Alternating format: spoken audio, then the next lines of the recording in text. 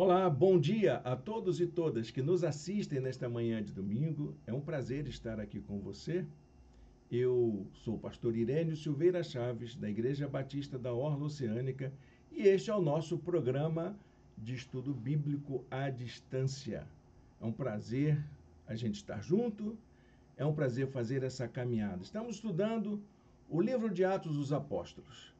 Já estamos na quarta lição e esperamos que essa jornada faça bem para você, que você seja abençoado, abençoada por essa experiência de estarmos juntos, meditando, estudando, procurando lições para a nossa vida pessoal a partir do texto bíblico. Nós temos disponibilizado em nosso blog os assuntos que são tratados aqui. Tem uma apostila lá, você pode acessar o nosso blog, na página de estudos, você vai encontrar a apostila de Atos dos Apóstolos, Estudos em Atos dos Apóstolos, o povo do caminho, e pode baixar gratuitamente. Ele é um presente de nossa igreja para você, para que você acompanhe os nossos estudos e tenha um material bastante rico em informações para a sua vida pessoal, para o seu futuro, para a sua análise bíblica. Você vai encontrar lá também outras apostilas e outras referências às playlists das videoaulas dos nossos cursos que fazemos. Já temos um elenco bastante interessante de material de estudo bíblico. Eu fiz um levantamento rápido e verifiquei que a nossa página de estudos da nossa igreja é uma das plataformas mais ricas de conteúdo de estudo bíblico gratuito da internet. Pode acreditar nisso. Então é para abençoar sua vida, viu, meu irmão, minha irmã, para sua igreja. Você que é pastor, pastora, você que é professor de escola bíblica, professora de escola bíblica, ou então um estudante voluntário, né, de estudos da palavra de Deus, tem aí um material farto e disponível. Você pode, inclusive, aprimorar o seu conhecimento através das leituras. Nós temos leituras, estudos de Gênesis a Apocalipse, literalmente, viu, meu irmão, minha irmã? E estamos ampliando cada vez mais para a gente poder ter um estudo abrangente daquilo que Deus tem falado aos nossos corações. Bom, sem mais demora, eu vou passar para a nossa tela a nossa apresentação para a gente poder acompanhar o estudo bíblico aqui, através do nosso visual, dos nossos slides que produzimos para o nosso estudo. Então está aqui a nossa apresentação e nós vamos dar sequência a esse estudo a fim de que a gente aprenda um pouco mais com a palavra de Deus. Nossa aula de hoje vai falar sobre a questão do sustento da obra de Deus. O tema da lição é provisão para a caminhada. Os primeiros cristãos e cristãs são inovadores. Eles procuraram encontrar soluções inovadoras para os problemas que eles enfrentavam. Afinal de contas, era o começo da caminhada, não tinha nenhum manual, nenhuma regra, nenhum vademecum, como eu aprendi no seminário, tínhamos o vademecum da Igreja e do Obreiro, então era fácil. Como que eu faço um casamento? Então vou lá no vademecum e tem um manual de orientação. Como que eu faço a administração financeira? Então vou lá, tem um guia de orientação. Mas eles não tinham isso, eles eram os primeiros em tudo, a saber como administrar os recursos, como providenciar meios, como preparar liderança, e o problema do sustento foi um desses temas que despertou a atenção. Eu separei um versículo para a gente entender essa dinâmica. É o versículo que se encontra no capítulo 5, verso 3.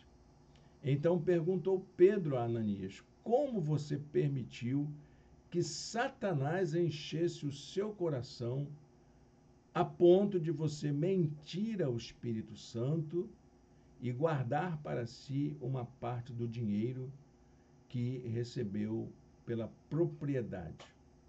Olha que coisa interessante.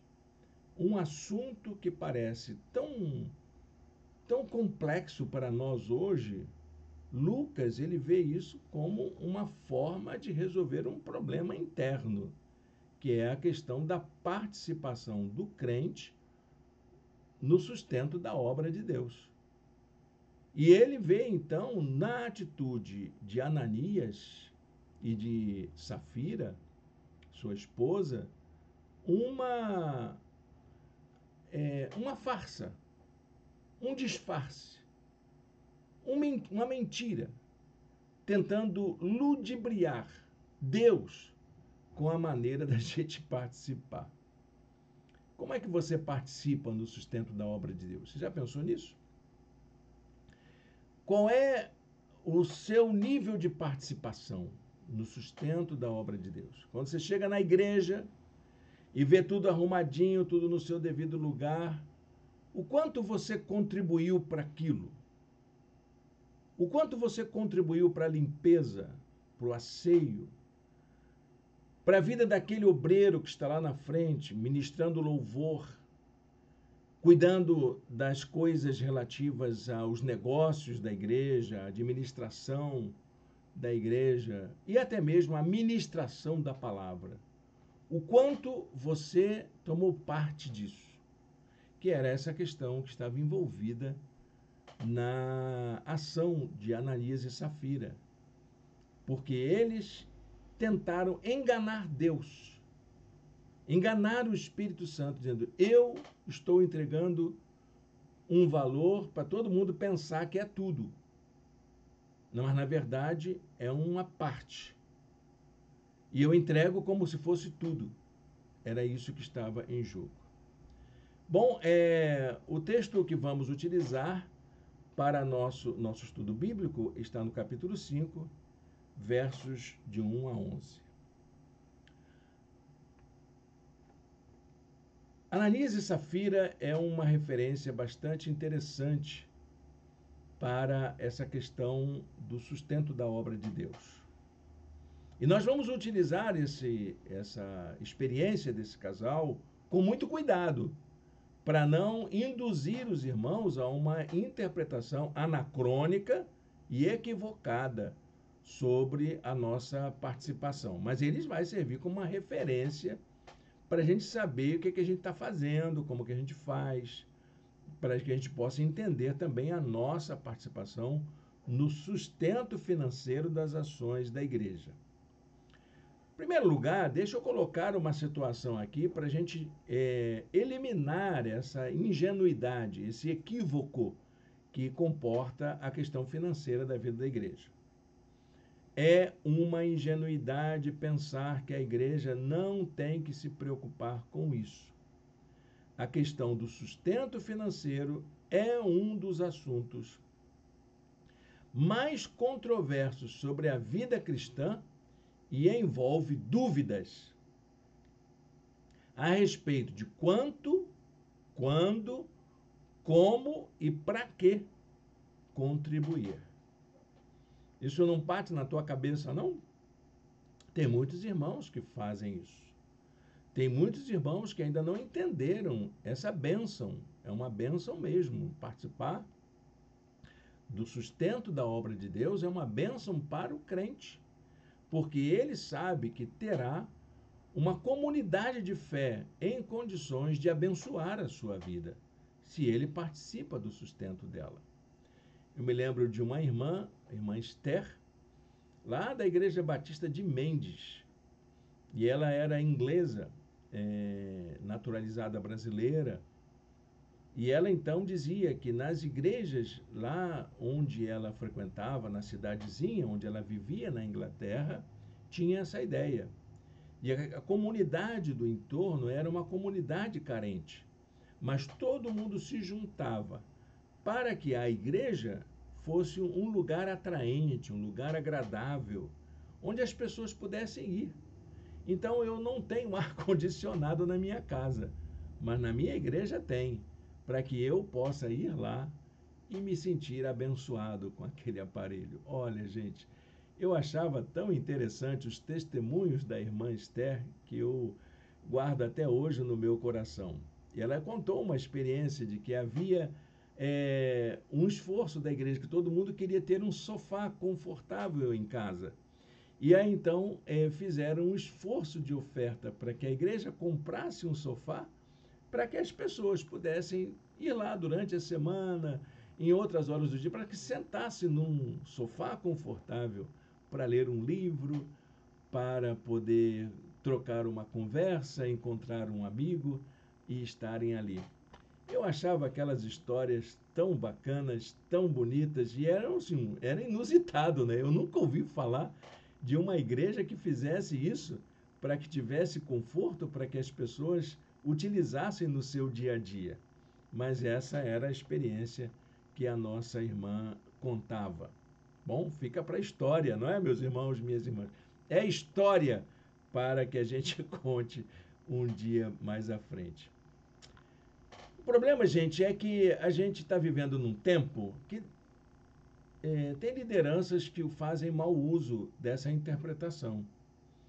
Tem pessoas que usam a narrativa, por exemplo, de Ananias e Safira para intimidar os membros da sua igreja a doarem quantias vultosas de dinheiro. Você já ouviu falar disso?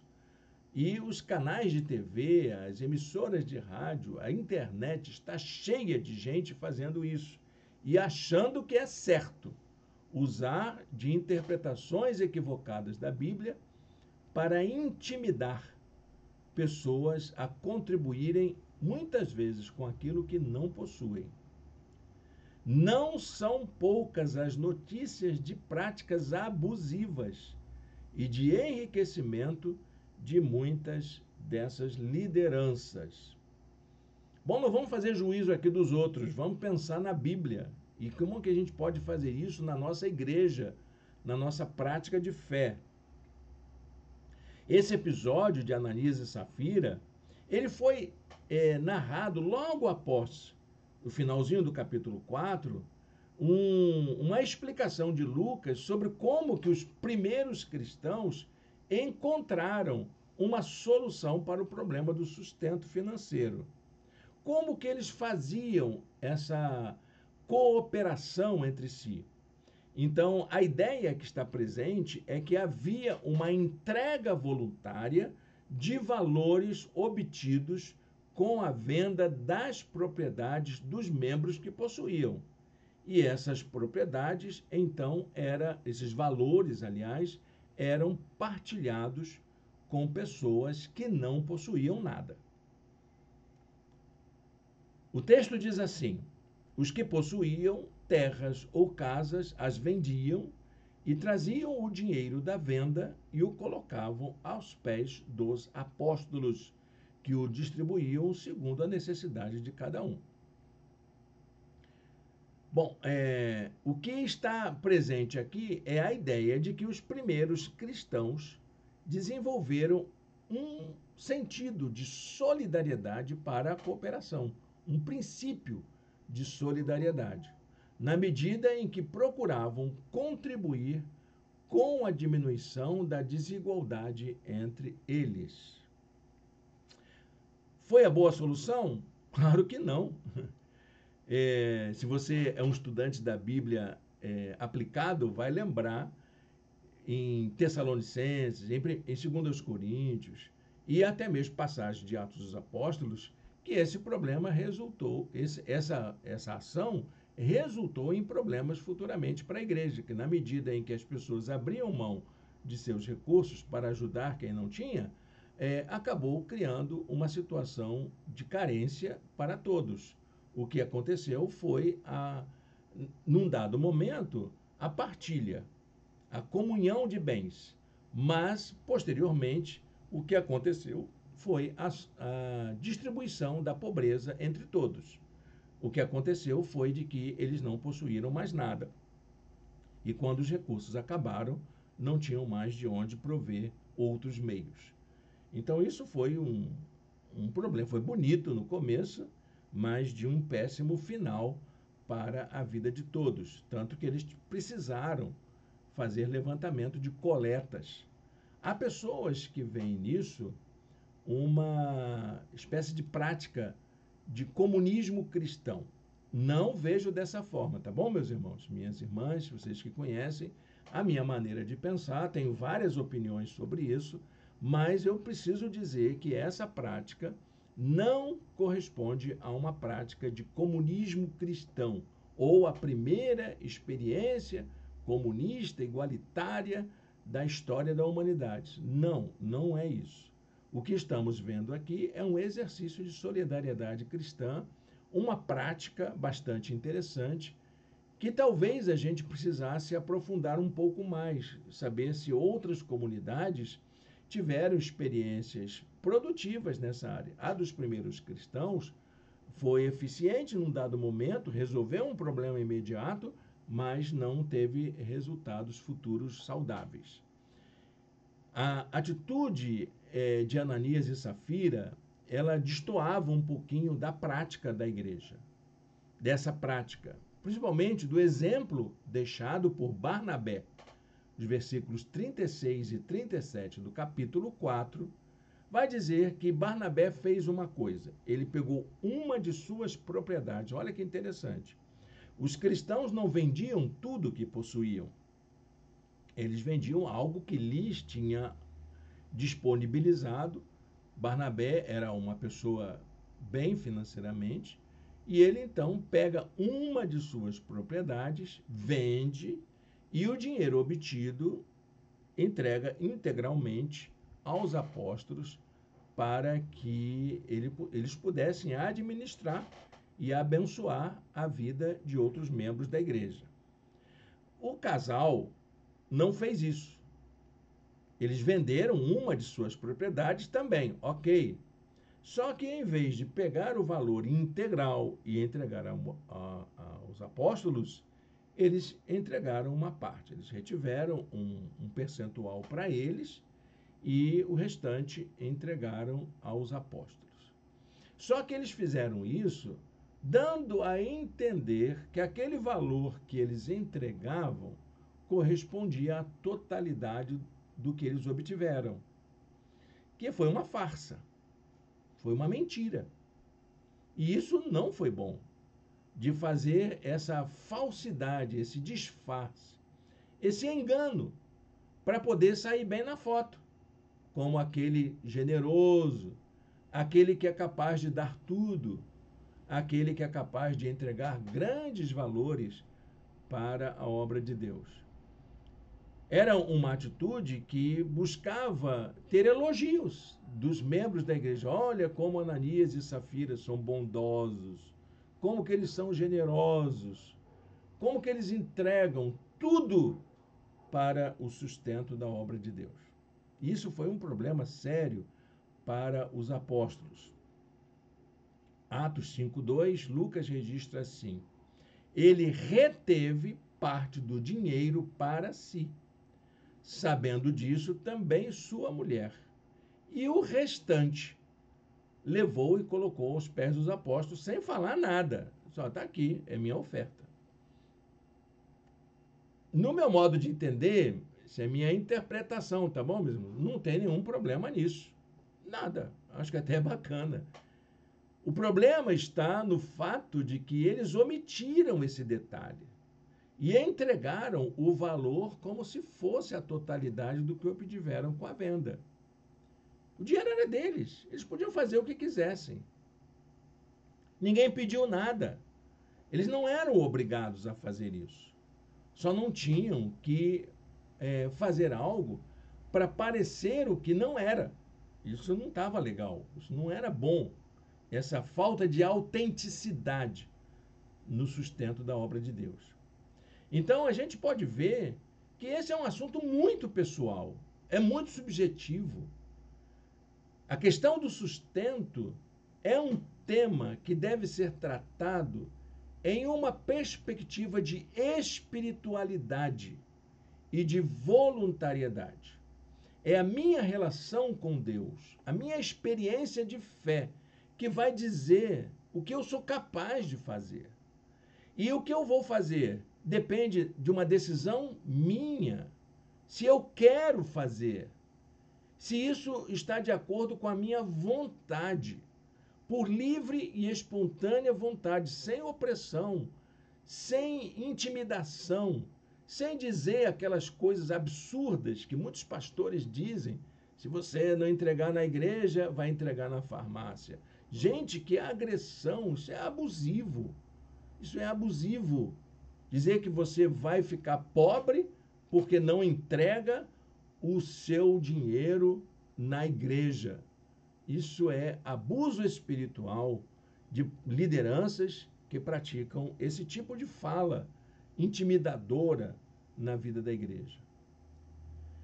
A gente sabe que a caminhada cristã não é fácil, não é barato manter a obra de Deus, meus irmãos, há custos. Há pessoas que trabalham, pessoas que se dedicam, há, inclusive, serviços que a igreja precisa contratar, bens que ela precisa adquirir para que as pessoas sintam um conforto para estarem juntas.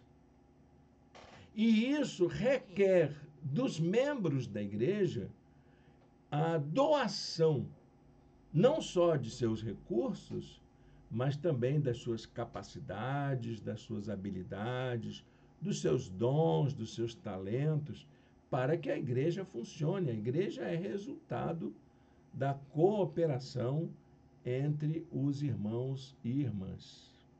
É assim que a igreja funciona. Eu lembro uma vez que um irmão de uma das igrejas que eu pastoreava perguntou para mim quando que a igreja teria uma Kombi. Isso é muito tempo, não é, meus irmãos? Tempo que Kombi era o veículo desejado para a vida que abençoou muitas igrejas no Brasil afora. E ele perguntou, quando é que a nossa igreja vai ter uma Kombi, pastor? Eu disse, a igreja já tem uma Kombi. Aí disse, ué, onde é que ela está? Ela está aí, no bolso do irmão. No bolso de todo mundo, nas contas bancárias dos irmãos. Porque a igreja só vai ter aquilo que os irmãos forem capazes de doar. Bom, parece que foi uma palavra meio fora de ordem, né? Mas foi uma palavra bem humorada. Os irmãos entenderam que era uma brincadeira do pastor, um jeito brincalhão que eu sempre tive de falar com as pessoas, descontraído. Então, e aquilo despertou uma solução. Temos um problema, vamos encontrar uma solução, não é, irmãos? Então, a gente tomou uma decisão na igreja de se queremos ter uma Kombi, se é uma necessidade realmente, um desejo da igreja, temos que nos preparar para o futuro. É assim que eu penso. Então, uma decisão que a igreja tomou foi fazer um consórcio. Nós fomos até a concessionária da fabricante e ali iniciamos um consórcio de uma Kombi. Até que um dia, um irmão da igreja que foi abençoado, ele tinha um outro consórcio da mesma empresa, ele recebeu o bem pelo sorteio do consórcio, e disse, pastor, recebi o bem, faz o seguinte, toma aqui o meu título, vai lá, tira a Kombi que vocês querem, e vocês me pagam com o título do consórcio de vocês.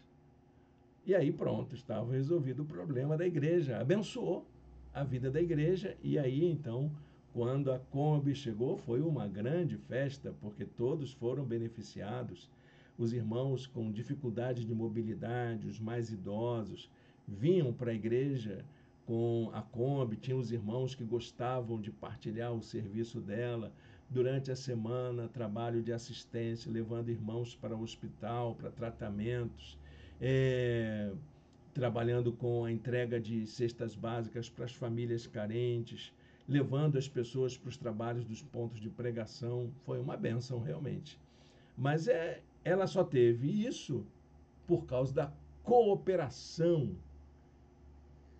voluntária dos seus membros, na administração dos bens, dos recursos que são colocados à disposição da obra de Deus. Isso é um ato de sabedoria, de orientação, que envolve toda a nossa espiritualidade, toda a nossa disponibilidade de servir ao Senhor. Então, Eu tenho para mim, meus irmãos, que essa maneira de nós participarmos do sustento da obra de Deus tem muito a ver com o valor que atribuímos ao reino de Deus na nossa vida. Como que eu vejo a importância da minha comunidade de fé na vida da minha família, da minha comunidade, da minha sociedade, e até mesmo na vida da humanidade, nas obras de salvação daqueles que ainda não foram alcançados e que estão vivendo situações de injustiça, de desigualdade. Como que eu tomo parte disso? E parece que aquilo que eu coloco, por menor que seja, é muito importante para que a igreja faça o seu trabalho. Por menor que seja a minha contribuição, ela é importante para o conjunto de coisas que a igreja pode fazer para abençoar as pessoas e atuar como agente do reino de Deus. Há uma coisa que a gente precisa lembrar disso. Deus não depende da gente para fazer a obra dele acontecer. Não são os nossos recursos que Deus vai mobilizar exclusivamente. Se você é daquelas pessoas que acham, né, como tinha um irmão, vou parar de contribuir para essa igreja para ver como é que esses irmãos se viram. Olha, gente, o sustento da obra de Deus é feita pela provisão divina. É Deus quem cuida disso. Deus sempre se preocupou com a provisão de recursos para as ações ligadas às nossas relações com o sagrado. Isso é um modo de Deus abençoar a gente. Como dizia Hudson Taylor, um grande obreiro inglês que cuidava da obra de Deus. A obra de Deus, feita à maneira de Deus, terá os recursos de Deus. Eu creio nisso e oriento a minha vida, meu ministério nesse sentido, porque eu entendo que se o que eu estou fazendo é da vontade de Deus, é para abençoar o reino de Deus e está dentro dos propósitos divinos, não vai faltar recurso. Esse é um dos sinais de que eu estou no caminho certo, de que eu estou fazendo a vontade de Deus, porque os recursos vêm. É uma experiência que nós temos em nossa igreja. Os recursos vêm e Deus usa os meios, Ele levanta pessoas. Pode ser alguém da nossa comunidade de fé, pode ser alguém que a gente nunca viu na vida, mas abençoa a nossa igreja de alguma forma. E é assim que Deus faz a obra. Deus levanta os recursos e a obra de Deus acontece. Há alguns cuidados que a Bíblia aponta sobre o sustento dessas ações ligadas ao sagrado, como que Deus mobiliza, como que a palavra de Deus nos fala sobre isso. A primeira coisa é de que a prática de entrega de dízimos e ofertas não é uma invenção da igreja contemporânea, não é uma invenção de líderes televisivos. É algo que a gente encontra na Bíblia desde o começo. Posso falar aqui de Abraão. Abraão encontrou um sacerdote que ele não sabia de onde veio nem para onde foi, Melquisedeque, e entregou o dízimo de tudo que possuía. Como que ele tirou essa ideia do dízimo? Primeiro porque poderia ser uma prática muito comum daquela época de entregar ofertas aos profetas, aos sacerdotes que viviam como peregrinos no mundo. E ele então resolve dar uma quantidade expressiva, 10% é um esforço muito grande.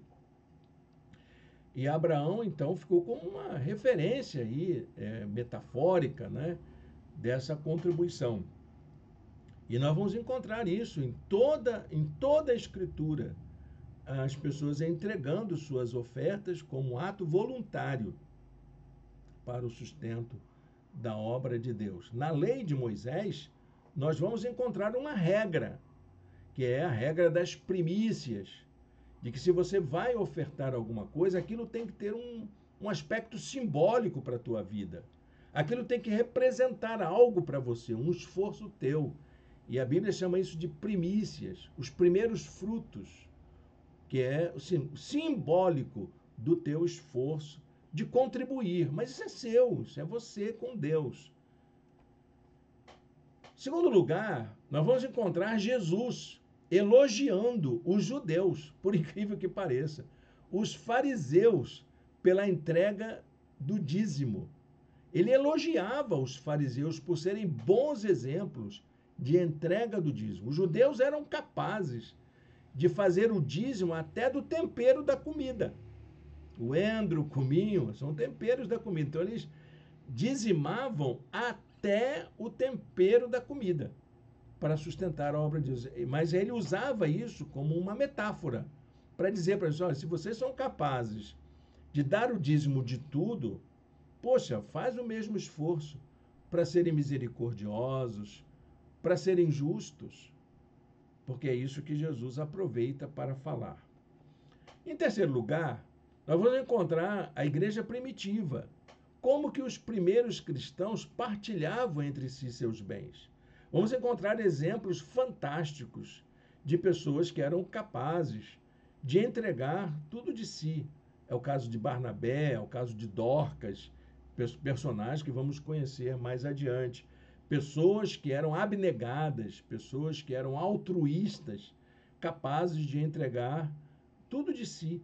Tudo que eram capazes de fazer, eles colocavam a serviço do reino de Deus. A história da igreja é formada de contribuições de pessoas assim, pessoas abnegadas e altruístas que doam quantias significativas de suas vidas para abençoar a igreja.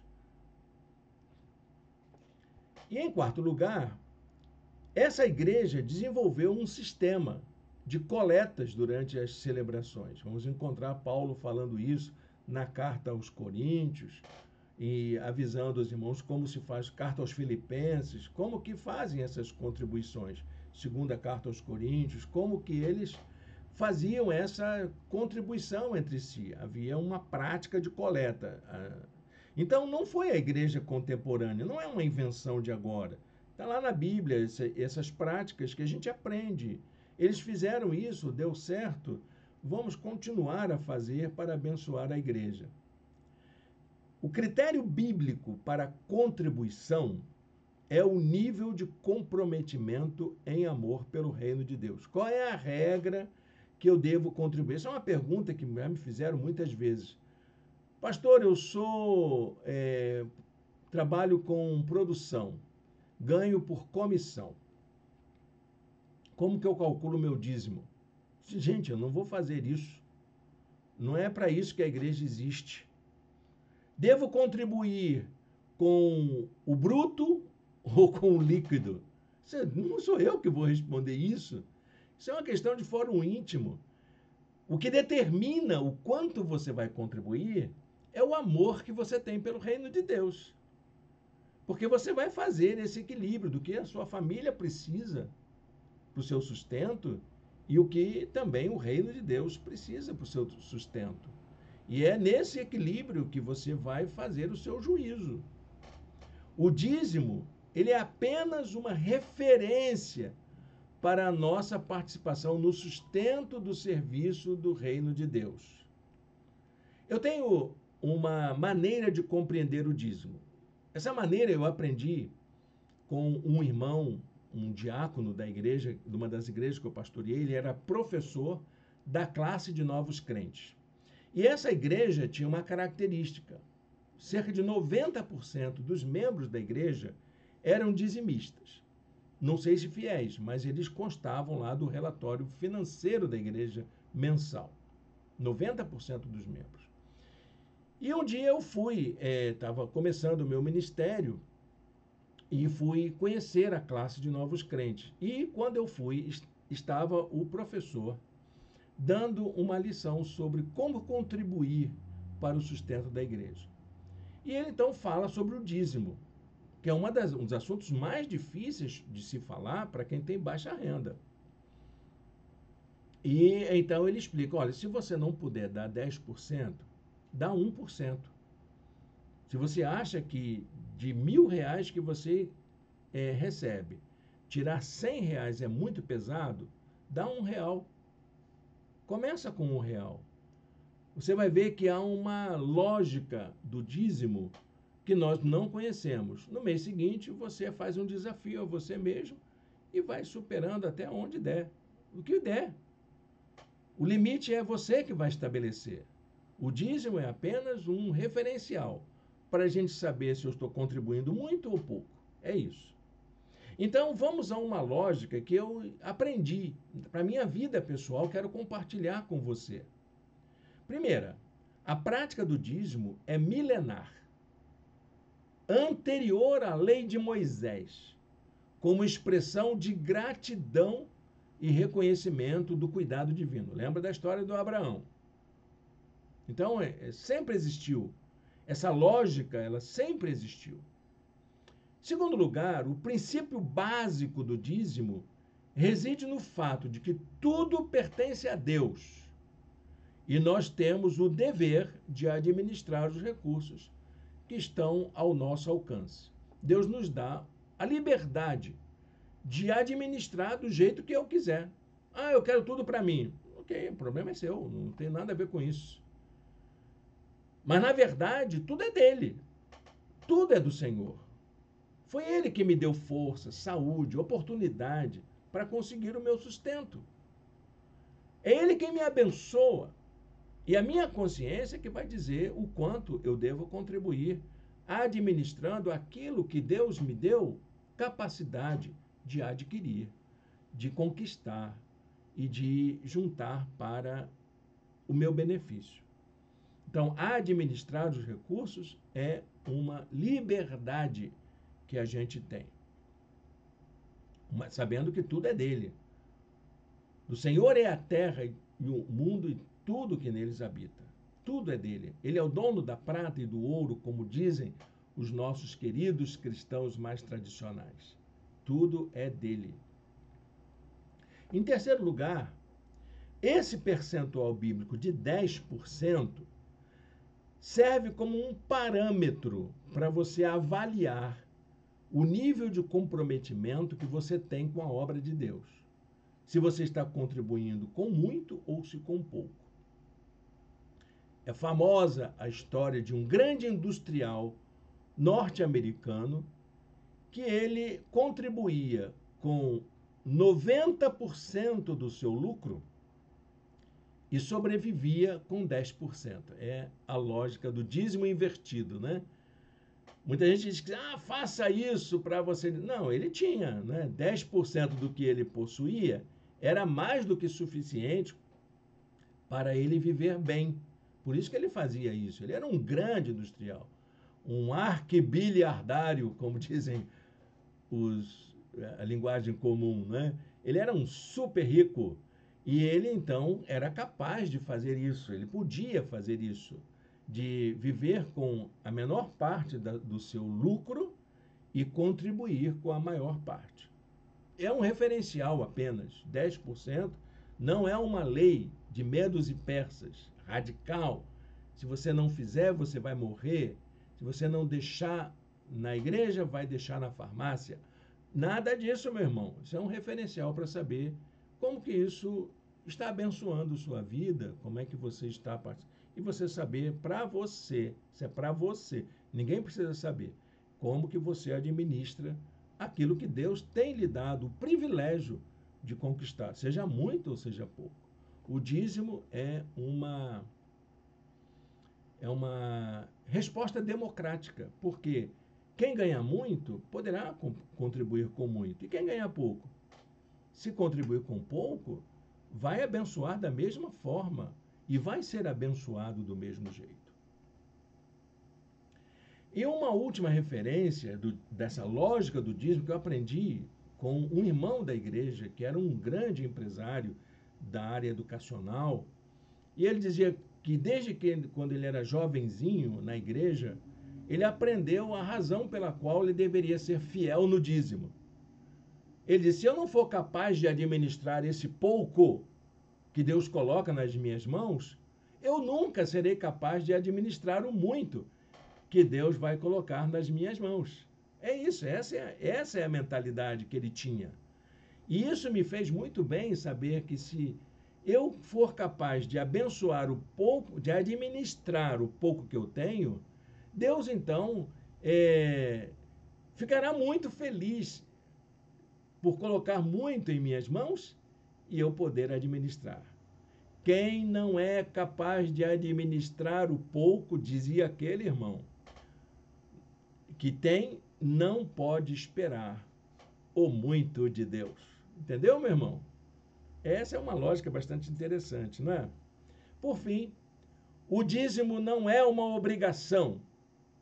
Eu sou um pastor e lido com a palavra de Deus, a interpretação bíblica, e diria para você com todas as letras: dízimo não é uma obrigação, mas é uma maneira de você experimentar as bênçãos prometidas para a fidelidade.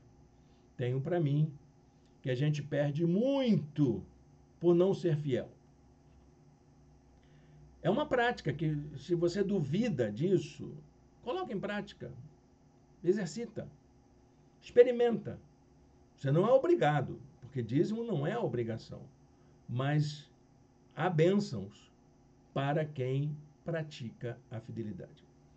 Ah, mas como que é? Não, não tem uma matemática para isso, tá bom, gente? Isso aí não é política pública, fazer como aquele irmãozinho da igreja que ele veio de explicar para mim, que ele participava do sustento da igreja como quem investe numa empresa. Aí disse, olha, só tem um probleminha, a igreja não é empresa. Na Bolsa de Valores, você vai lá, corre riscos. Você investe naquilo que você aposta para poder dar certo e a pessoa usar o seu recurso para ganhar mais recursos. Isso é uma lógica. A da igreja é outra. Você sustenta a igreja para que a igreja possa abençoar a sua vida. Para que você chegue na igreja, tenha um lugar confortável para você estar. Para que você tenha na igreja pessoas que servem, para que você possa prestar um culto ou trabalhar para o sustento da obra de Deus. É muito interessante você saber disso. Você entrar naquele espaço, ver que está limpinho, organizado, as pessoas trabalhando, produzindo, fazendo as coisas acontecerem, ministrando louvor, administrando a parte burocrática da igreja, pregando, ensinando a palavra de Deus com autoridade, com profundidade, com maestria, sabendo que aquilo tudo foi resultado da sua pequena contribuição. Você ajudou a fazer aquilo acontecer. Isso é um privilégio, isso é uma bênção que a gente tem. Não é uma obrigação, você não é obrigado a fazer, mas ao fazer, você se sente abençoado por isso. O ato de contribuir, então, deve ser resultado de um sentimento de gratidão, de entrega pessoal. Deus está abençoando sua vida. Paulo tem uma frase muito interessante na carta a Timóteo, quando ele diz que não se amarra a boca do boi quando ele está no pasto. Então, como é que você vai amarrar a boca do boi? Dizendo, não, você só vai usar aquilo que eu quero que você use. Esse dinheiro que eu estou dando é para isso, é para aquilo. Não, não é nossa a capacidade de fazer isso. Deus quer que você contribua por gratidão, por um exercício de entrega pessoal, por um senso de espiritualidade da tua parte. O dízimo e a oferta não devem ser usados como poder de barganha ou de ostentação. A contribuição financeira é um exercício de entrega pessoal da vida inteira ao Senhor. Como lembra o famoso e antigo hino do cantor cristão, não sei se você lembra, dizia, tudo entregarei, tudo entregarei. Sim, por ti, Jesus, bendito, tudo deixarei. Tinha um pastor na cidade do Rio de Janeiro que ele um dia chegou no púlpito e disse, vou arrancar esse hino do cantor cristão. Nunca mais ninguém vai cantar este hino, porque eu não quero ninguém dizendo uma mentira, como fez Ananias e Safira. Tudo entregarei. Se é uma mentira, você não entrega tudo, você entrega uma parte. Sempre, e sempre será assim, para a glória de Deus, e isso já abençoa muito o reino de Deus. Hoje, a gente vê que há uma preferência pelo evangelho da graça barata, pelo poder de negociação com Deus. Se você der isso, vai receber aquilo.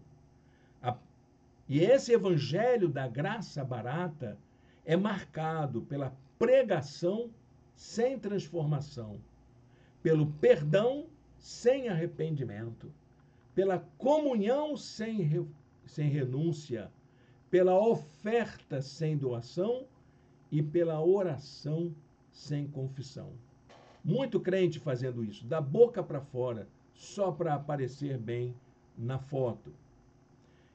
A expressão graça barata vem da teologia de Dietrich Bonhoeffer, no livro O Custo do Discipulado. Ele diz: a graça barata é a graça sem discipulado, a graça sem a cruz, a graça sem Jesus Cristo vivo e encarnado. A gente precisa viver essa fé de forma mais autêntica, dinâmica, seguindo o exemplo de Jesus. Então, o episódio de Ananias e Safira coloca em questão os principais obstáculos que enfrentamos para participar do sustento da obra de Deus. O que é que eu tenho como dificuldade para fazer a minha contribuição, para entregar a minha oferta, o meu dízimo? O que é que eu enfrento? Bom, eu vou anotar aqui algumas coisas dessas dificuldades. Primeiro, a mentira, a farsa, né? Você não mentiu aos homens, mas sim a Deus, diz os apóstolos. Atos 5:4. Quando você entrega algo disfarçado, você não está fazendo isso contra a igreja, contra o pastor. Está fazendo isso para Deus. É Deus que está vendo o que você é capaz de fazer. Segundo lugar, a ganância. Olha a palavra dita, ele reteve parte do dinheiro para si. Tem algum problema nisso? Não, mas é a ganância. Ele tinha uma propriedade. Ele vendeu porque achava que não precisava. Mas ele tirou uma parte do dinheiro porque achou que era muito para a igreja. Qual o problema disso? O problema é fazer isso como ganância. Max Lucado conta a história muito interessante, quando ele era pastor na cidade do Rio de Janeiro, de um membro da igreja que desapareceu. Nunca mais viu aquele irmão. Aí ele foi visitar, ali na localidade de Venda das Pedras, na Barra da Tijuca, zona oeste do Rio de Janeiro. E era um alagado. E ele chegou lá, no meio do alagado, viu um terreno sendo aterrado e ele fazendo a obra dele. E o pastor perguntou: e aí, por que você sumiu da igreja? Não apareceu mais? Ele disse: estava com vergonha. Vergonha de quê, meu irmão? É que eu precisava de uma casinha. Eu não tinha casa. Precisava investir. E eu tive que parar de entregar o dízimo para poder ter dinheiro para comprar esse terreninho, que era um alagado. Era uma invasão, era uma posse sem escritura, sem nada. Era uma invasão numa comunidade carente.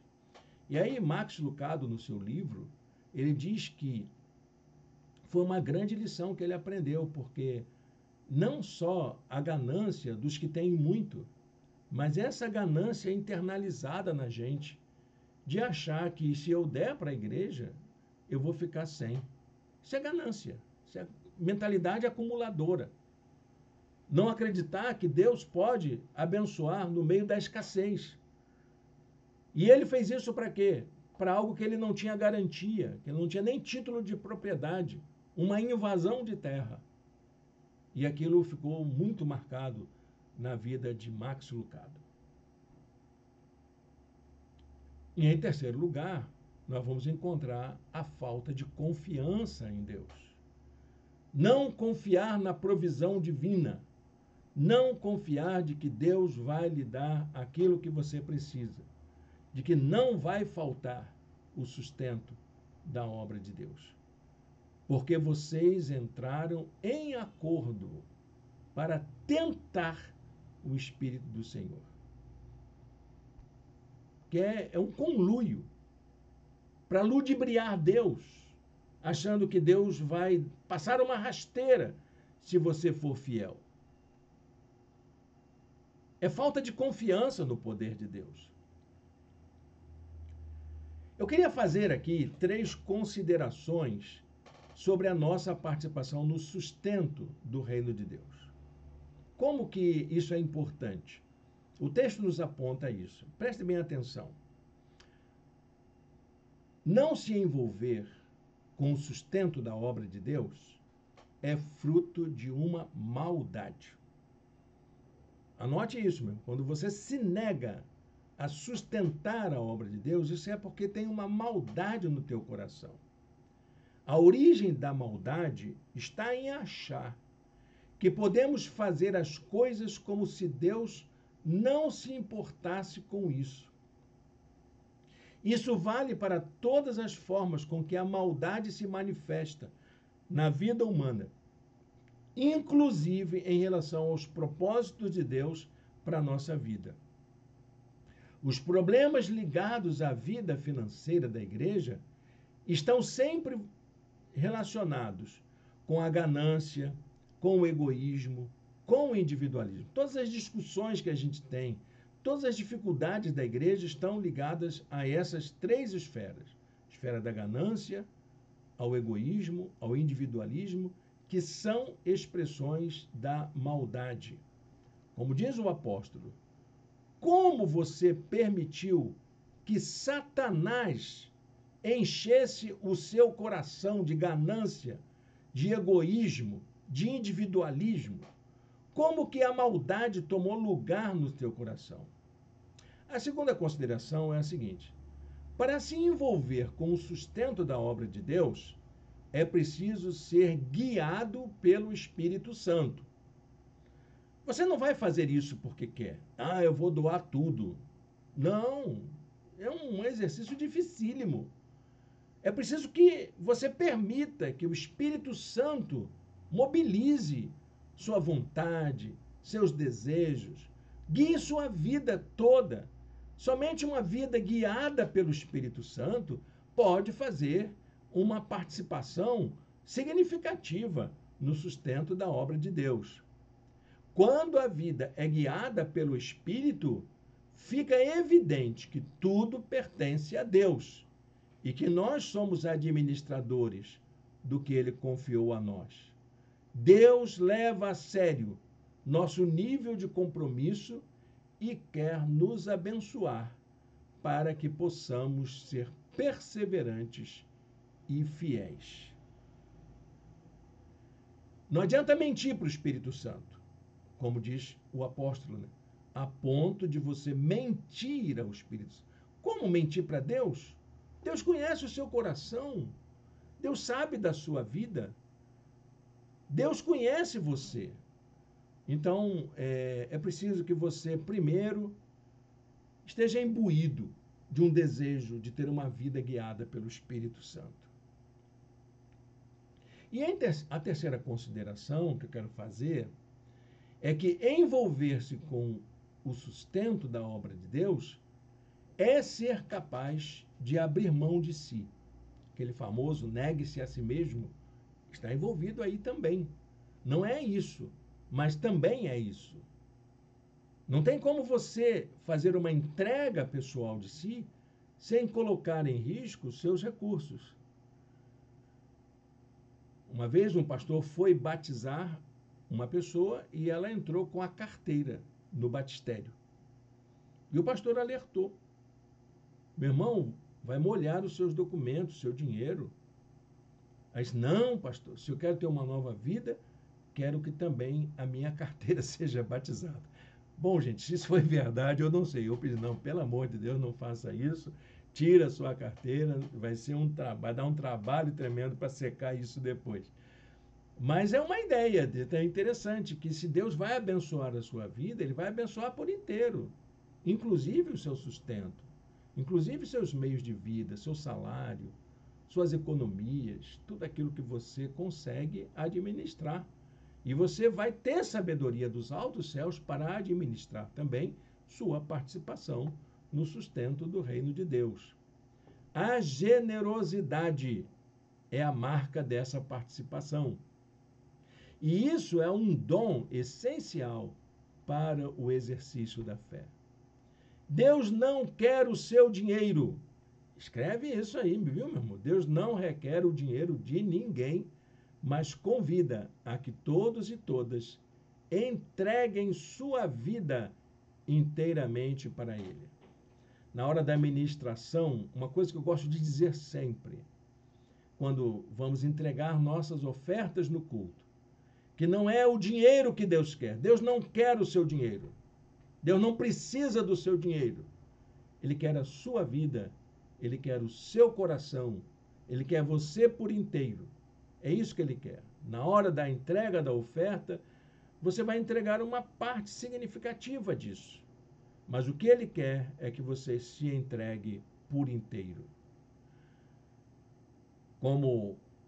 Que é o contrário do que fez Ananias e Safira. Guardar para si uma parte do dinheiro que recebeu pela propriedade. O que é que você está retendo para si? O que é que você está guardando para você se preservar? Você precisa disso? Essa é uma questão bastante interessante para a gente pensar, não é mesmo, meus irmãos? Para a gente terminar a nossa lição na vida. Como que a gente aplica isso no nosso viver diário? O desfecho da história de Ananias e Safira não foi um final feliz. Ele morreu na hora, quando Pedro repreendeu, ele morreu na hora, um ataque fulminante. Quando a esposa dele chegou, não encontrou o marido, ela foi falando, o teu marido morreu porque vocês mentiram para Deus. E ela, na mesma hora, morreu também. Então, não foi um final feliz. Isso não significa, de forma alguma, que estamos sob ameaça por não participarmos do sustento das obras ligadas ao reino de Deus. Mas é preciso reconhecer que perdemos muito por não experimentarmos de forma integral as promessas divinas. Eu tenho para mim que quando você abre mão das bênçãos divinas por causa da sua ganância, da sua falta de confiança no poder de Deus, é um pouco de morte espiritual que a gente experimenta. Diz a Bíblia que depois desse acontecimento, grande temor apoderou-se de toda a igreja e de todos os que ouviram falar desses acontecimentos. Que isso fique guardado em nossos corações. Quero convidar você a orar ao Senhor, a colocar sua vida diante de Deus. Feche seus olhos. Senhor Deus, eterno Pai, muito obrigado, Deus, por esta lição na nossa vida. Que possamos aprender essa lição da generosidade, da voluntariedade e também da solidariedade com os nossos irmãos e irmãs que precisam tanto daquilo que o Senhor tem colocado em nossas mãos para administrar. Nos dê sabedoria, nos dê capacidade de sermos fiéis naquilo que o Senhor tem depositado em nossas mãos, em nome de Jesus. Amém. Bem, meus irmãos e irmãs, estamos chegando ao final da nossa aula de hoje. Quero convidar você a conhecer nossa igreja. Nós estamos reunidos ali no bairro de Icaraí, na cidade de Niterói. Você é o nosso convidado especial. Hoje, às 18h30, nossa reunião presencial no nosso espaço. Você é o nosso convidado. Coloque aí nos comentários o seu desejo de participar e vamos entrar em contato com você. Um bom domingo, um dia abençoado na presença de Deus. Amém?